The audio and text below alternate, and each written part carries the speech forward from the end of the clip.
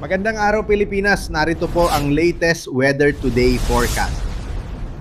Narito ang weather update sa araw ng Lunes, February 9, 2026. Sa lukuyan ay wala pong LPA o bagyo sa dagat Pasipiko, lalong-lalo na sa loob ng ating Philippine Area of Responsibility. Dahil sa shear line, nakakaranas po tayo ng maulap na kalangitan at may mga pag-ulan sa malaking bahagi ng Bicol Region at kasama rin ang Visayas. Samantala, yung amihan ay nakakapekto sa malaking bahagi ng Luzon. Kaya kaninang madaling araw, nakaranas tayo ng malamig na panahon, lalo na po dito sa Metro Manila. Itong shear line ay inaasahan na makakapekto pa rin sa Southern Luzon at Visayas bukas at sa Miyerkules. At yung amihan ay patuloy pa rin makakaapekto sa malaking bahagi ng Luzon kasama ang Metro Manila. At sa lagay na panahon ngayong araw, halos buong Luzon ay makakaranas ng maulap na kalangitan. Asahan ang mga mahihina hanggang sa katamtamang pagulan sa Cagayan Valley, Aurora at Quezon. Maraming ulan ang inaasahan sa malaking bahagi ng Bicol Region, lalo-lalo na sa Albay, Sorsogon at Catanduanes. Sa lalabing o sa Metro Manila, fair weather po tayo. Sabihin ay bahagyang maulap hanggang sa maulap ang kalangitan. Pero may tsansa pa rin ng mga isolated na mga pag-ulan. Ang agwat ng temperatura sa Metro Manila ay 24 hanggang 27 degrees Celsius. Sa mga nagtatanong kung gaano kalamig ang panahon doon sa Baguio City, ang agwat ng temperatura ngayong araw inaasahan po natin nasa 15 hanggang 24 degrees Celsius. Sa Tagaytay, 22 hanggang 27 degrees Celsius. Dako tayo sa Visayas at Mindanao.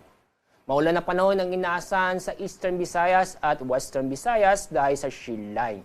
Kaya sa mga kababayan po natin na mag-ingat po tayo at maging alerto sa mga posibleng pagbaha o pagguho ng lupa. Sa Central Visayas o sa lalabing bahagi ng Visayas, kasama na rin ang buong Mindanao, fair weather po tayo kung saan makakaranas po tayo ng bahagyang maulap hanggang sa maulap ang kalangitan. At asahan din ang isolated na mga pagulan dahil sa thunderstorm. Medyo mainit na panahon ang inaasahan sa Zamboanga City at sa Davao City dahil ang inaasahan po natin na pinamataas na temperatura ngayong araw ay aabot ng 33 degrees Celsius. At dahil sa shear line, makakaranas ng moderate to heavy rains sa Catanduanes, Albay, Sorsogon, Eastern Samar at Northern Samar ngayon at bukas po yan. Kaya nandiyan pa rin po ang banta ng pagbaha o pagguho ng lupa. Kaya sa mga kababayan po natin sa mga nabanggit na lugar, mag-ingat po tayo at alamin po natin ang litas na lugar kung sakaling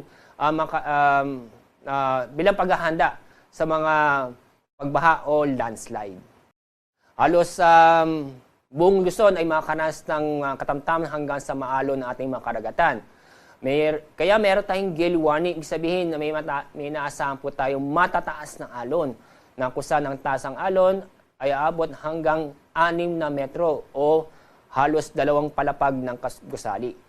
Ang mga seaboard na sa ilalim ng gale warning, itong buong seaboard ng Northern Luzon, Eastern seaboard ng Central Luzon, at Eastern seaboard ng Southern Luzon.